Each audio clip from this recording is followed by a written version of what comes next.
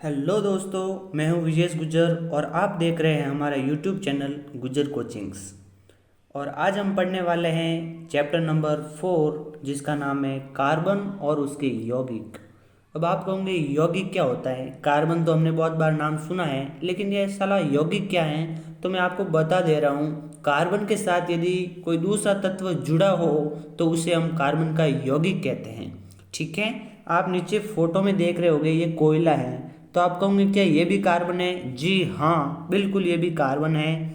और प्रकृति में हर जगह कार्बन उपस्थित हैं। ये मतलब हर जगह पे उपस्थित होता है, इसलिए ये सर्वतोमुखी तत्व है। ठीक है, तो आज हम इस चैप्टर को पढ़ने जा रहे हैं और बहुत ही आसान वे में पढ़ेंगे इसको।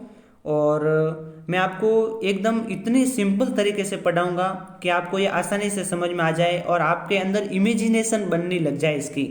वैसे हम बहुत बार पढ़ते हैं तो हमें ज़्यादा समझ में नहीं आता है, लेकिन आपको मैं विश्वास दिलाता हूँ कि ये वीडियो देखने के बाद आपको ये चैप्टर जो है एकदम समझ में आ जाएगा। तो चलिए स्टार्ट करते हैं। ठीक है, तो सबसे पहला पॉइंट है वो है कार्बन एवं उनके यौगिक। कि भाई कार्बन क्या होता है, उनके यौगिक क्या है, उनके बारे में पढ़ते हैं। तो सबसे पहला पॉइंट आता है कार्बन अधातु है और इसका प्रतीक सी है। मतलब कार्बन एक अधातु है, क्योंकि मैंने आपको पहले ही बता दिया है किसी भी तत्व के पीछे यदि न आता है तो वो अधातु होगी। और कार्बन, ठीक है ना, ये बड़ा सा वर्ड बना हुआ है। तो हमारे साइंस का एक रूल है कि हम क्या करते हैं, बड़े बड़े शब्दों को एक शॉर्ट में लिखने का प्रयास करते हैं। तो हमारे वैज्ञानिकों ने क्या किया कि कार्बन को लिखना बहुत ही ज़्यादा टाइम लगता है, तो हमने केवल सी लिख दिया। यदि हमने विज्ञान में सी लिख दिया, इसका मतलब वो कार्बन लिखा हुआ है। ठीक है ना। चलो दूसरा पॉइंट देखते हैं। सर्वतोमुखी तत्व, मैंने पहले ही बता दिया है, कार्बन हर जगह उपस्थित है। सर्वतोमुखी मतलब हर जगह उपलब्ध। तो सर्वतोमुखी तत्व कार्बन भूपर्पट्टी में खनिजों के रूप में 0.02% और वायुमंडल में कार्बन डाइऑक्साइड के रूप में जो है 0.03% उपस्थित है। ये कार्बन जो है सर्वतोमुखी तत्व है, जो कि हर जगह उपस्थित होता है। ये भूपर्पट्टी में भी उपस्थित होता है खनिजों के रूप में। तो कितना उपस्थित है? तो ये 0.02% उपस्थित है। और वायुमंडल में जो है ये कार्बन डाइऑक्साइड के रूप में उपस्थित है और उसकी मात्रा है 0.03%। ठीक है, और हम भी कार्बन डाइऑक्साइड छोड़ते हैं ना, साला बहुत ज़्यादा छोड़ते हैं हम। ठीक है, तो चलिए अगला पॉइंट देखते हैं। तो सभी सजीवों, पौधे और जंतुओं का शरीर कार्बन यौगिकों का बना होता है। मतलब यहाँ तक कि जो हमारी बॉडी है वो भी कार्बन की बनी होती है। अब आगे कहा जाए, हमारी बॉडी सारा पूरी कार्बन की बनी हुई है। तो आप अच्छे से समझ सकते हो कि कार्बन की हमारी लाइफ में कितनी बड़ी इंपॉर्टेंस है। ठीक है, चलिए अगला पॉइंट देखते हैं। अब आता है कार्बन में सहसंयोजी आबंध। अब आप कहोगे आबंध क्या होता है? तो जहाँ पे भी आबंध लिखा हुआ आ जाए वहाँ आपको समझ लाए, वहाँ पे लिखा हुआ है बॉन्ड, मतलब बंध। यदि बंध बना हुआ तो उसको बोलते हैं आबंध। तो कार्बन में सहसंयोजी आबंध, सहसंयोजी होता है मतलब यदि दो तत्व समान इलेक्ट्रॉन साझा करके एक बंध बनाते हैं तो उसे हम सहसंयोजी आबंध कहते हैं। ठीक है, तो कार्बन की परमाणु संख्या 6 है। ठीक है, आपको 1 से जो है 20 तक एटम की परमाणु संख्या याद होनी चाहिए। ठीक है, तो कार्बन की परमाणु संख्या 6 है और इलेक्ट्रॉनिक विन्यास C6 K और L। ठीक है, आपका आप कहोगे K और L क्या है? तो हम किसी भी तत्व की जो है इलेक्ट्रॉनों को भरने के लिए हमारे पास 4 कक्षाएं होती है। सबसे पहली K, दूसरी L, तीसरी M होती है और चौथी N होती है। ठीक है, तो पहली कक्षा में आप हमेशा याद रखना, हमारा एक मैजिक नंबर है जो है 2 8 8 18 18 32। कितना है? 2 8 8 18 18 32। मतलब पहली कक्षा में हम 2 इलेक्ट्रॉन भरते हैं, दूसरे में 8 भरते हैं, तीसरे में भी 8 भरते हैं। ठीक है, तो पहले में हमने 2 इलेक्ट्रॉन भरे, दूसरी कक्षा में 4 इलेक्ट्रॉन भरे। क्योंकि हमारे पास 6 थे, 2 यहाँ पे आ गए, 4 यहाँ पे आ गए। तो हालांकि यदि किसी भी तत्व को हम यदि या तो पूरी कक्षा, अंतिम कक्षा होती है वो या तो पूरी भर दे या पूरी खाली कर दे, तभी वो तत्व जो है चुपचाप बैठता है। यदि वो कक्षा यदि खाली रह जाती है, बाहरी कक्षा, जैसे आप देख रहे हो एल में केवल 4 इलेक्ट्रॉन है, वैसे होने तो 8 चाहिए थे लेकिन यह 4 है। तो ये क्या करता है, मस्ती करेगा एक दूसरे से, किसी दूसरे तत्व के साथ भागेगा, उससे चिपकेगा। इसलिए जब किसी भी तत्व की या तो कक्षा पूरी खाली हो, मतलब 0 इलेक्ट्रॉन हो उसके अंदर बाहरी कक्षा में, या पूरे 8 इलेक्ट्रॉन हो, तभी वो चुपचाप बैठ जाएगा। ठीक है, तो इसका जो पहली कक्षा में 2 इलेक्ट्रॉन भरे हुए हैं और दूसरी कक्षा में 4 इलेक्ट्रॉन है। तो देखते हैं इसमें अभी 4 इलेक्ट्रॉन की कमी है, तो कार्बन क्या क्या गुल खिलाता है वो हम देखेंगे आगे। ठीक है, तो चलिए बढ़ते हैं आगे की ओर। अब आता है कार्बन उत्कृष्ट गैस विन्यास कैसे प्राप्त करता है। अब आप कहोगे उत्कृष्ट गैस विन्यास क्या होता है, तो मतलब बाहरी कक्षा में जो है कक्षा को पूरी भर देना या फिर कक्षा को पूरी खाली कर देना जो है उत्कृष्ट गैस विन्यास कहलाता है। यदि किसी भी तत्व की बाहरी कक्षा जो है या तो पूरी भर गई हो या पूरी खाली हो गई हो, तो वो तत्व चुपचाप बैठ जाएगा, वो किसी के साथ क्रिया नहीं करेगा। ठीक है ना, तो देखते हैं कार्बन क्या करता है। तो कार्बन चतुर्संयोजी है, मतलब कार्बन की संयोजकता कितनी है, 4 है। ठीक है ना, मतलब संयोजकता, अब आप कहोगे संयोजकता क्या है, तो किसी भी तत्व की, सीधी सी बात है, किसी भी तत्व की जो है बाहरी कक्षा में जितने इलेक्ट्रॉन होते हैं वो उसकी संयोजकता होती है। ठीक है, ये 8 में यदि 6 इलेक्ट्रॉन है बाहरी कक्षा में, तो 8 में होने के लिए कितने इलेक्ट्रॉन की आवश्यकता है, तो 2 इलेक्ट्रॉन की आवश्यकता है, तो वो उसकी संयोजकता होगी। ठीक है, तो इसी प्रकार आप देख सकते हैं कार्बन की बाहरी कक्षा में कितने इलेक्ट्रॉन थे, 4 थे, तो कार्बन की संयोजकता भी कितनी है, 4 है। अब कार्बन न तो 4 इलेक्ट्रॉन खोकर C4+ धनायन और ना ही 4 इलेक्ट्रॉन प्राप्त कर C4- ऋणायन आयनिक आबंध बनाता है। अब साला कार्बन करता क्या है, ये न तो इलेक्ट्रॉन को बाहर निकालता है, मतलब आपने देखा ना जो एल कक्षा में 4 इलेक्ट्रॉन थे, तो उसको स्थायी होने के लिए या तो 4 इलेक्ट्रॉन बाहर त्यागने पड़ेंगे या पूरी वो कक्षा भरनी होगी 8 इलेक्ट्रॉन से। तो उसको 8 इलेक्ट्रॉन करने के लिए 4 इलेक्ट्रॉन या तो लेने पड़ेंगे या फिर त्यागने पड़ेंगे। ठीक है, तो वो कार्बन क्या करता है, वो त्यागता भी नहीं है इलेक्ट्रॉनों को और ग्रहण भी नहीं करता है। अब साला इससे तो बात बनने वाली है नहीं। तो अब देखते हैं आगे क्या होता है। तो 4 अतिरिक्त इलेक्ट्रॉनों को धारण करना कार्बन के लिए अत्यंत कठिन है।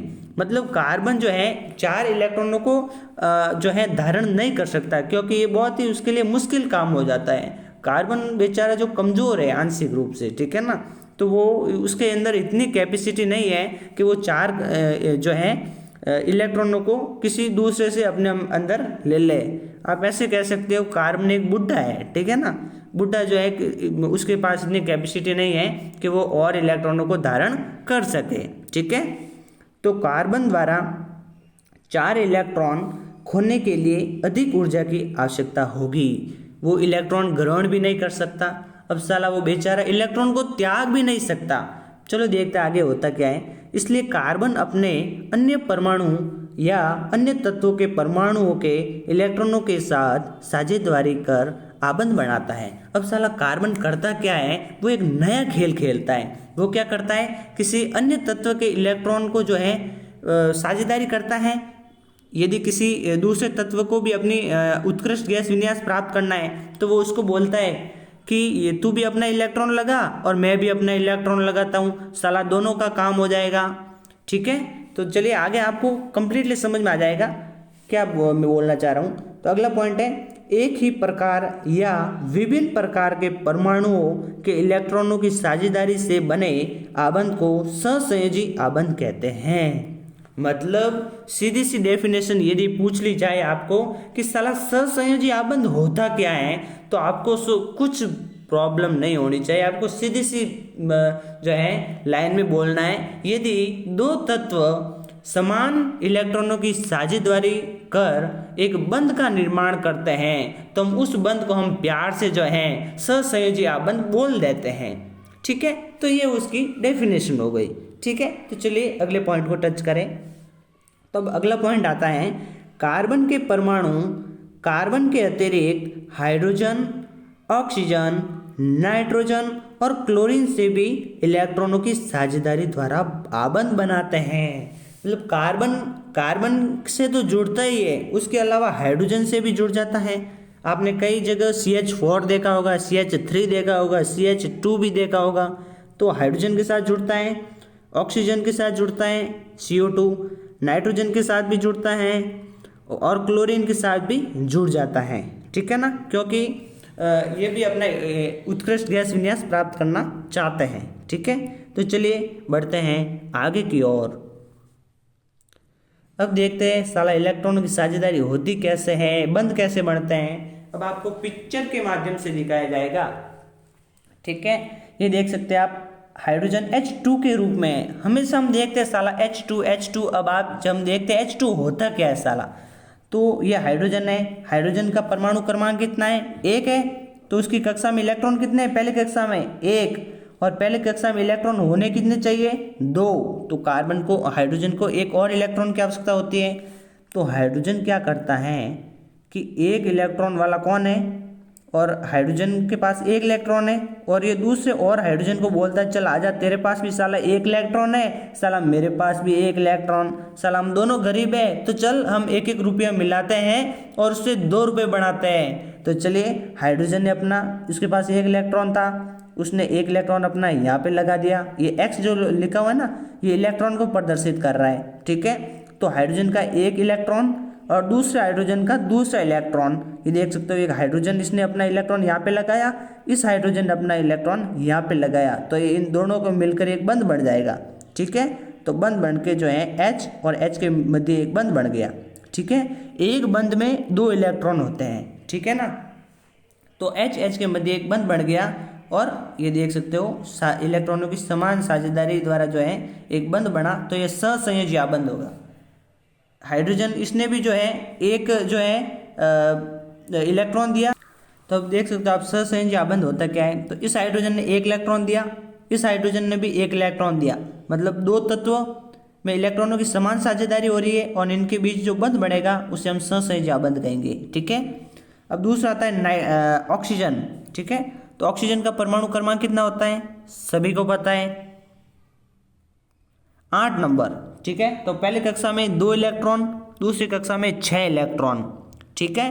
तो अब दूसरी कक्षा में इलेक्ट्रॉन कितने होने चाहिए, फटाफट कमेंट करके बताएं। दूसरी कक्षा में इलेक्ट्रॉन होने चाहिए 8, उसके पास है 6, तो इसको 2 इलेक्ट्रॉन की और आवश्यकता होगी। अब आप ही बता सकते हैं कि दूसरी कक्षा में जो अंतिम कक्षा है उसमें या तो पूरे 8 होने चाहिए या फिर पूरे 0 होने चाहिए। अब उसके पास 6 इलेक्ट्रॉन मौजूद है, तो या तो 6 इलेक्ट्रॉनों को बाहर निकाले या 2 इलेक्ट्रॉनों को अपने अंदर ग्रहण करे। तो साला 6 इलेक्ट्रॉनों को ग्रहण करना बहुत ही मुश्किल होता है, तुलना में किसकी, 2 इलेक्ट्रॉनों को धारण करने में। 2 इलेक्ट्रॉनों को आसानी से धारण कर सकता है, ठीक है ना। आप 2 आदमियों को कमरे से धक्के मारकर निकाल सकते हो, लेकिन 6 आदमियों को आप धक्के मार कर कमरे के अंदर नहीं ला सकते। उसी प्रकार इसमें भी खेल है वही, ठीक है ना। तो बारहवीं कक्षा में ये देख सकते हो 6 इलेक्ट्रॉन उपलब्ध है, ठीक है। तो इसके पास भी 6 इलेक्ट्रॉन उपस्थित है। अब ये क्या करेंगे, 2 इलेक्ट्रॉन इसने लगाए अपने, 2 इलेक्ट्रॉन अपने इसने लगाए, और ये क्या करेगा, इन 2 इलेक्ट्रॉनों को अपने अंदर ले लेगा, और ये 2 इलेक्ट्रॉन जो है इस ऑक्सीजन के साथ चले जाएंगे। ये देख लो आप, इस ऑक्सीजन ने 2 इलेक्ट्रॉन ले लिए, इसने भी 2 इलेक्ट्रॉन लगाए। अब इसके पास इलेक्ट्रॉन गिनो, 1 2 3 4 5 6 7 और 8 हो गए पूरे, और इसके पास भी 8 हो गए। तो अब दोनों का अष्टक पूर्ण हो गया, ठीक है ना। तो उनका उत्कृष्ट गैस विन्यास प्राप्त हो गया, ठीक है ना। तो ये इसने 2 इलेक्ट्रॉन लगाए तो डबल बॉन्ड बन जाएगा, इसलिए ऑक्सीजन हमेशा डबल बॉन्ड के रूप में रहती है, ठीक है। चलिए अगला पॉइंट देखें। अब आता है नाइट्रोजन। नाइट्रोजन का परमाणु क्रमांक कितना है, बताओ भाई फटाफट। परमाणु क्रमांक 7 है। पहली कक्षा में 2 इलेक्ट्रॉन हो गए, दूसरी कक्षा में 5 इलेक्ट्रॉन हो गए, सीधी सी बात है। अब उसको 3 इलेक्ट्रॉन अष्टक पूर्ण करने के लिए 3 इलेक्ट्रॉन की और आवश्यकता होगी। तो नाइट्रोजन ने अपने 3 इलेक्ट्रॉन लगाए, दूसरे नाइट्रोजन ने भी अपने 3 इलेक्ट्रॉन लगाए, ठीक है। दोनों ने 3-3 लगाए, तो ये देख लो ट्रिपल बॉन्ड बन रहा है। और इसके पास कितने इलेक्ट्रॉन है, यहाँ पे 6 और 2 8, अष्टक पूर्ण हो गया, इसका भी अष्टक पूर्ण हो गया। तो नाइट्रोजन के बॉन्ड ट्रिपल बॉन्ड होता है, ठीक है। यहाँ तक बात समझ में आई सभी की। अब देखते हैं H2O मतलब जल, अपना अपना जो पानी है वो कैसे जो है बॉन्ड बनाता है वो देखते हैं। तो H O और H, दो H है और एक ऑक्सीजन है। हाइड्रोजन ने अपना इलेक्ट्रॉन दिया, इस हाइड्रोजन ने भी साला अपना इलेक्ट्रॉन दिया, और ऑक्सीजन के बाहरी कक्षा में 6 इलेक्ट्रॉन थे, उसने अपने इलेक्ट्रॉन लगाए। ठीक है, हाइड्रोजन ने ऑक्सीजन ने एक इलेक्ट्रॉन हाइड्रोजन से लिया, एक इलेक्ट्रॉन इस हाइड्रोजन से लिया, तो 6 और 2 8 हो गए। ठीक है, हाइड्रोजन ने भी एक एक इलेक्ट्रॉन ऑक्सीजन से ले लिए, तो इनके पास भी 2 2 हो गए, इनकी भी कक्षा पूर्ण हो गई और ऑक्सीजन की पूर्ण हो गई, तो HOH। ठीक है ना, ये देख सकते हो आप। इस प्रकार जो है जल का निर्माण होता है, जल के अणु का। ठीक है, अब जल के अणु में ऑक्सीजन और 2 हाइड्रोजन परमाणु में एकल बंध होता है। मतलब वाटर में जो है H और O के मध्य सिंगल बॉन्ड ही होता है। ठीक है, तो चलिए आगे की ओर बढ़ते हैं और इस पार्ट को अच्छे से समझ लेते हैं आज। अब अगला पॉइंट है सहसंयोजी यौगिकों के भौतिक गुण। मतलब जिन यौगिकों में सहसंयोजी मतलब बंध बनता है, अब उनके भौतिक गुण क्या होते हैं। ठीक है, फिजिकल प्रॉपर्टी क्या होती है उनकी, वो देखते हैं। तो सहसंयोजी यौगिकों के गलनांक और क्वथनांक कम होते हैं, क्योंकि इनके बीच अंतरणु बल बहुत कमजोर होता है। जहाँ पे भी गलनांक और क्वथनांक की बात आती है ना, तो उन यौगिकों में जो है आप यौगिकों या तत्वों में जो है आप बॉन्ड मतलब बॉन्ड देख लो। यदि बंध मजबूत होगा तो गलनांक और क्वथनांक भी ज़्यादा होगा, क्योंकि प्रबल बंध को जो है तोड़ने में ज़्यादा मेहनत करनी पड़ती है। ठीक है ना, तो गलनांक और क्वथनांक भी उच्च होगा। यदि बंध दुर्बल है तो गलनांक और क्वथनांक भी कम होगा। ठीक है ना, तो सहसंयोजी यौगिकों का जो है गलनांक और क्वथनांक क्या है, कम है। क्यों? कि इनका बंध है कमजोर है। ठीक है, अब दूसरा पॉइंट है सहसंयोजी यौगिक विद्युत के कुचालक होते हैं। विद्युत के क्या होते हैं, कुचालक। क्यों होते हैं? तो क्योंकि इलेक्ट्रॉनों के बीच और कोई आवेशित कण नहीं होता। मतलब विद्युत का चालन करने के लिए एक फ्री इलेक्ट्रॉन होना चाहिए। ठीक है ना, आवेशित कण होना चाहिए, और सहसंयोजी यौगिकों में आवेशित कण नहीं होता है, इसलिए उसके अंदर विद्युत का चालन नहीं होता। ठीक है, तो चलिए बढ़ते हैं आगे। अब आता है कार्बन की सर्वतोमुखी प्रकृति। मतलब कार्बन साला हर जगह उपलब्ध क्यों है, उसका कोई कारण क्या है, तो हम देखते हैं उसका कारण। तो उसके 2 कारण है। तो पहला कारण आता है श्रृंखलन। श्रृंखलन मतलब श्रृंखला। ठीक है ना, श्रृंखला मतलब चैन।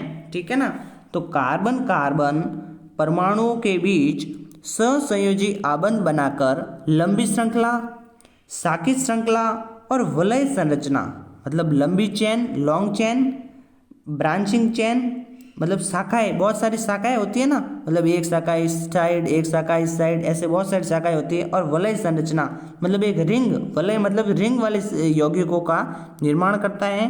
और कार्बन के परमाणु एक दूसरे से एकल बंध, द्विबंध या त्रिबंध द्वारा जुड़े हो सकते हैं। मतलब कार्बन में ऐसे गुण हो सकते हैं जो लंबी श्रृंखला का निर्माण भी कर सकता है, शाखित श्रृंखला का निर्माण भी कर सकता है, और रिंग संरचना भी बना सकता है। और कार्बन के परमाणु जो है सिंगल बॉन्ड, डबल बॉन्ड और ट्रिपल बॉन्ड भी बना सकते हैं। ठीक है, ये उसका पहला गुण है, श्रृंखलन। अब दूसरा गुण है चतुसंयोजकता। मतलब उसकी संयोजकता 4 होती है। तो कार्बन परमाणुओं की संयोजकता 4 है, सबको पता है ये, तो क्योंकि बाहरी का कोश में जितने इलेक्ट्रॉन होते हैं वो इसकी संयोजकता कहलाती है।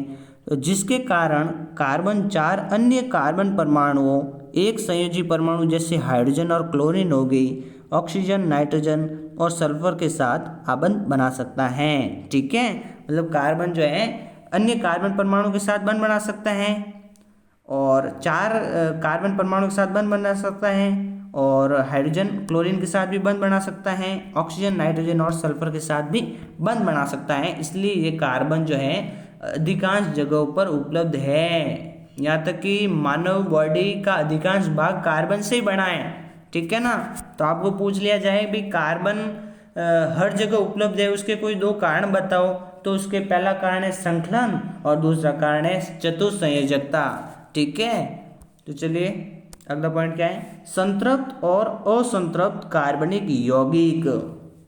अब आप कहोगे साला संतृप्त और असंतृप्त क्या है, साला पहली बार नाम सुन रहे हैं, तो आपको बता दे रहा हूं, जहां पे भी कार्बन जो है एक सिंगल बॉन्ड से जुड़ा होगा, जहां पे भी कार्बन में सिंगल बॉन्ड होगा यानी एकल बंध होगा, वो संतृप्त कार्बनिक यौगिक कहलाएंगे। और जहां पर भी जो है डबल बॉन्ड या ट्रिपल बॉन्ड होगा, वो असंतृप्त कार्बनिक यौगिक कहलाएंगे। ठीक है, ये बात याद रखना। तो कार्बन और हाइड्रोजन के यौगिकों को हाइड्रोकार्बन कहते हैं। मतलब कार्बन के साथ यदि हाइड्रोजन जुड़ी है तो उसको हम हाइड्रोकार्बन कहेंगे। ठीक है, अब देखते हैं, हाइड्रोकार्बन को हमने दो पार्ट में डिवाइड कर लिया। पहला पार्ट है संतृप्त और दूसरा पार्ट है असंतृप्त। ठीक है, तो संतृप्त मतलब सिंगल बॉन्ड, तो कार्बन परमाणु के बीच एकल आबंध, मतलब कार्बन परमाणु के बीच यदि सिंगल बॉन्ड होगा तो वो संतृप्त में आएगा। देख सकते हो, कार्बन सिंगल बॉन्ड कार्बन।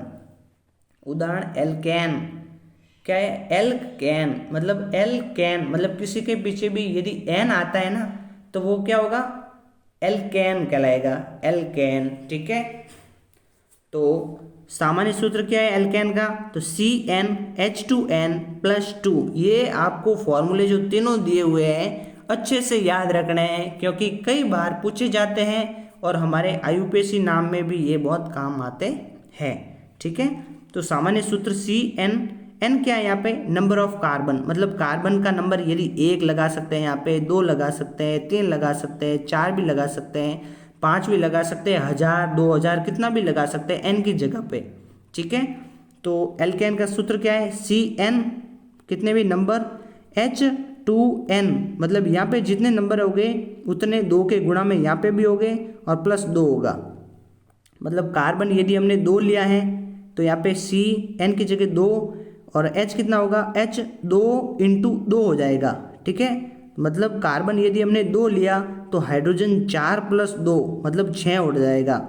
यदि कार्बन हमने 2 लिया, हाइड्रोजन यदि 6 है तो हम कह सकते हैं वो एल्केन का है सूत्र। ठीक है, तो अब देख सकते हैं असंतृप्त में क्या क्या है, तो कार्बन परमाणु के बीच द्विबंध और त्रिबंध। ठीक है, असंतृप्त में डबल बॉन्ड हो सकते हैं या ट्रिपल बॉन्ड भी हो सकते हैं। तो कार्बन डबल बॉन्ड, कार्बन को एल्कीन बोलते हैं।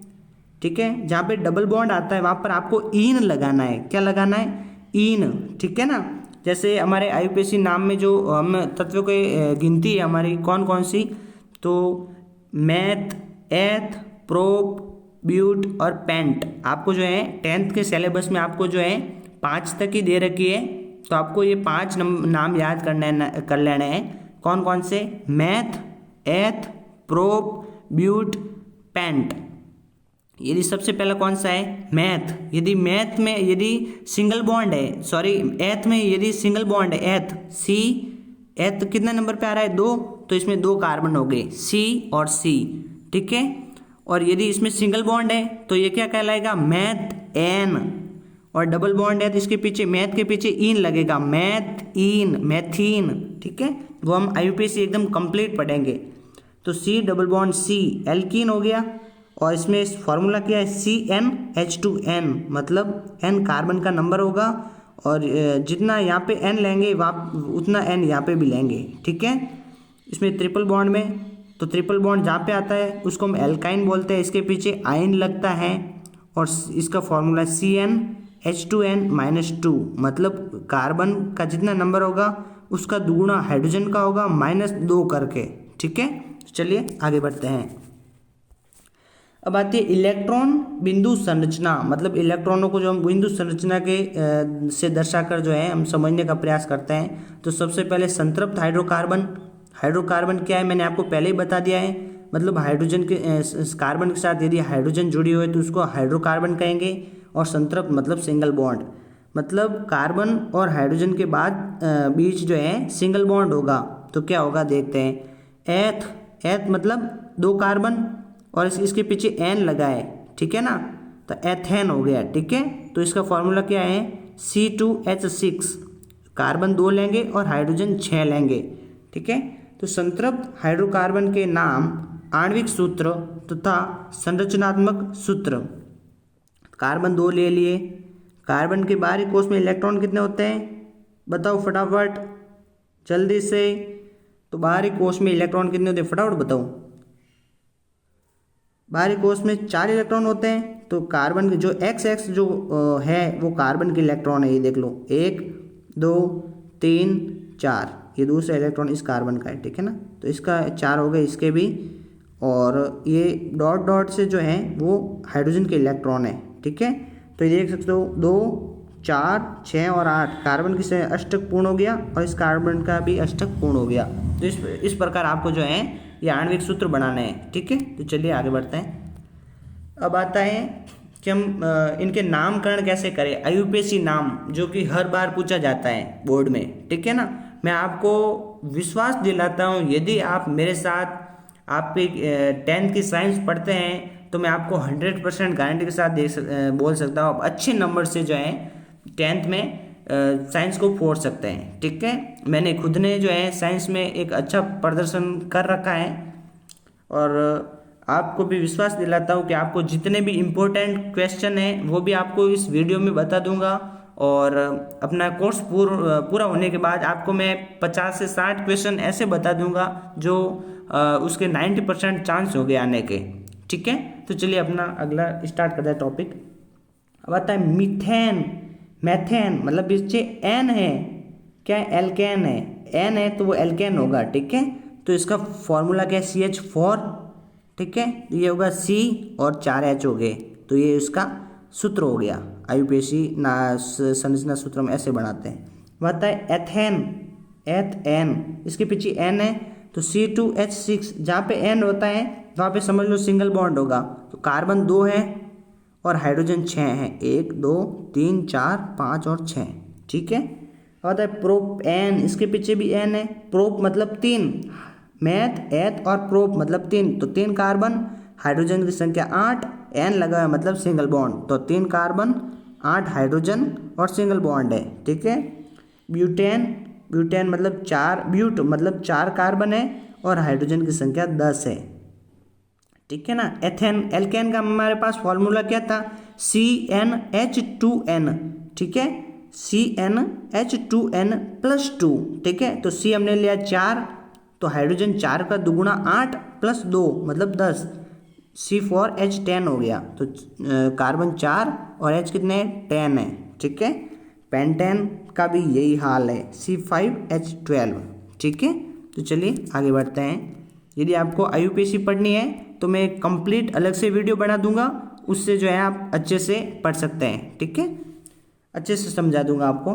तो अब आता है इलेक्ट्रॉन बिंदु संरचना किसकी, असंतृप्त हाइड्रोकार्बन की। तो वो क्या है एल्कीन, एथीन, क्या है एल्थीन, एथ मतलब दो कार्बन और इन लगा हुआ मतलब डबल बॉन्ड होगा इसमें, तो C2H4, ठीक है। एल्कीन मतलब इसमें डबल बॉन्ड होगा, तो कार्बन के 4 इलेक्ट्रॉन और हाइड्रोजन के भी 4 इलेक्ट्रॉन, हाइड्रोजन में भी लगा है, एक इलेक्ट्रॉन 4 हाइड्रोजन ने लगा है। तो इनका जो है अष्टक पूर्ण जो है, इनका कार्बन का अष्टक पूर्ण है और कार्बन कार्बन के बीच डबल बॉन्ड बढ़ेगा, ठीक है। ये देख सकते हो आप, कार्बन डबल बॉन्ड कार्बन, ठीक है।